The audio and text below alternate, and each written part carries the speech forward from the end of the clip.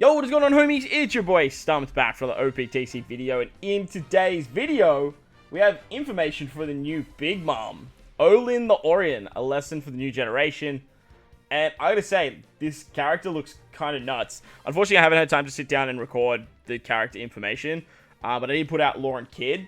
And this character just seems disgusting, and it's presumed that they're going to be a regular legend. I do believe we know they're going to be a regular legend now. Big Mom's the regular legend, while Kid Law is the Super Sugo. But in today's video, we're going to break it down, sort of talk about what she does, have a chat where I think she rates in terms of, like, regular legend caliber, and let me know your thoughts and opinions in the comment section below. So, with that said, let's dive in.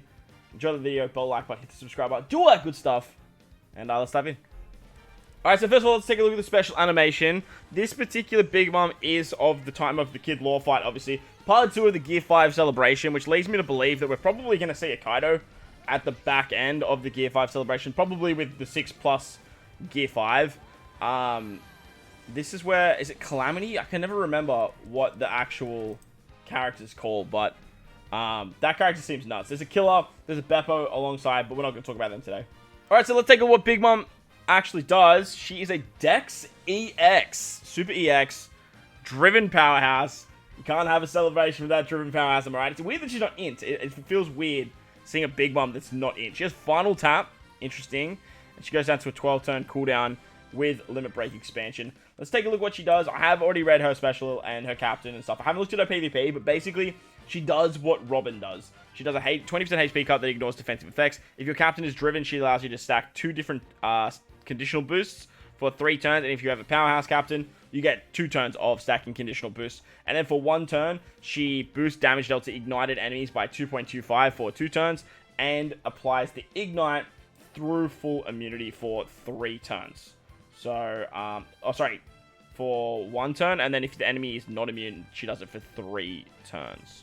So 100 times her attack as end of turn, the start of the next turn damage, the preemptive damage.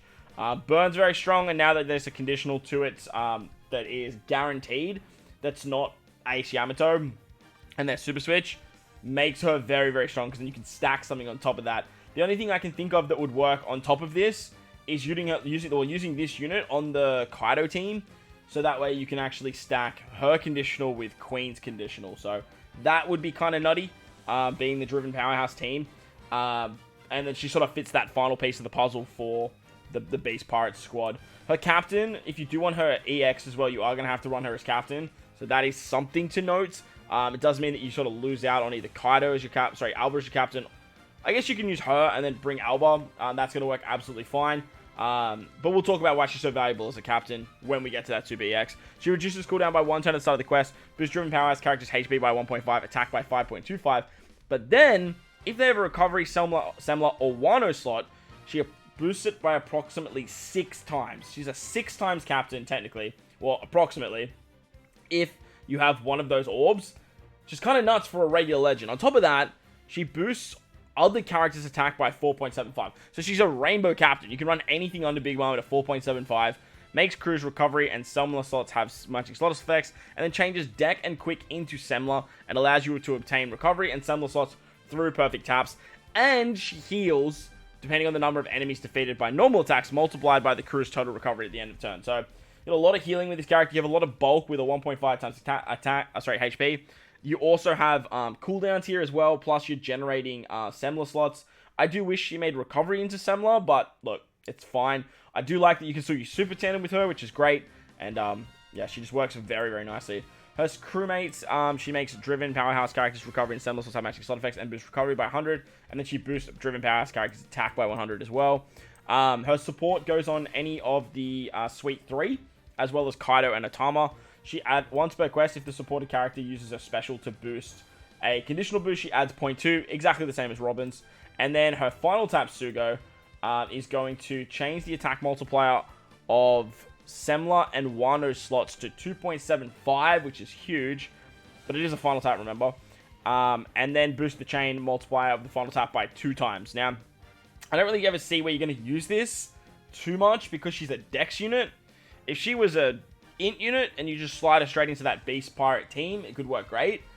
But most of the time, I feel like when you're going to be versing a quick boss or a quick super boss, I'm talking big damage hit using the final tap, you're not really going to want to use this. Like, multiplying the chain by 2 is massive.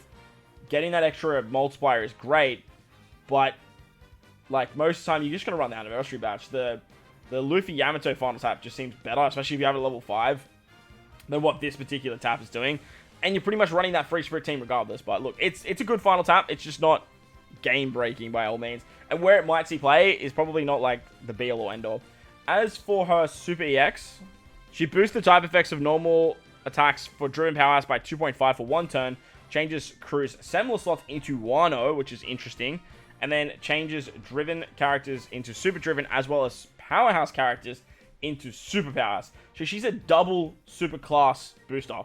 Very interesting with Super EX. We were always under the impression that it was just going to be Super Type and Super Class, and now they've just thrown out double Super Types, double Super Classes.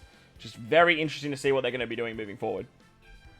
Alright, Pyro Rumble and Grand Party. Let's take a look at what she does. 35-second cooldown is massive. Like a very, very big cooldown. She's an attacking style. So she targets enemies within a large horizontal range for 100% chance to halve stats. And then does a 3.4 times attack boost. Sorry, like 3.4 times attack damage. That's kind of crazy. Like, that's going to be a lot of damage. Like, a lot of... Whoever she hits with half stats is dead. Like, it's the bottom line. If they avoid half stats, obviously they're not dead, but like if they do, then yeah, you're in for a rough time. Rumble abilities: Dex teammates get attack up level 6, speed up level 6, defense up level 5, crit up level 5, and after receiving damage up to 3 times, she gives herself level 2 attack up, so up to level 6 attack, which is kind of crazy. And you can just throw her on the Dex team. Man, that's a really good passive. Like a really, really good passive. Holy Jesus. Yeah, like wow. Okay. Her GP burst, when used a Rumble special 5 times, so very easy to get. She targets all enemies for leader-based attack times 3, 2 times. And for the first 30 seconds of battle, she targets all enemies for a 100% chance to half stats. Okay, yeah, that's a crazy burst. That's just not fair. Jesus Christ. Popping this at the start is going to be so scary. I would not fight the AI when it comes to this. If the AI uses this in the first 30 seconds, it's done. Like, it's over. Yeah, no. As for the leader skill, she boosts Dex type teammates attack up level 5, defense special CT level 3, and then Driven Powerhouse class teammates get HP, speed, guard up level 4. Pretty good passive. Dex are just amazing when it comes to Rumble, and then Driven Powerhouse has so much variety. You could definitely use this character in Rumble very successfully and great in Grand Party as well.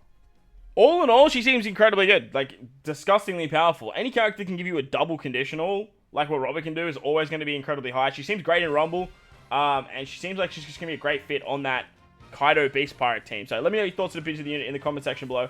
While you're down there, belt the like button, hit the subscribe button, do all that good stuff for me. Most importantly, wherever you guys are in this beautiful world, please remember to enjoy the rest of your day. As always, homies, thank you for watching, and I'll catch you all in the next one.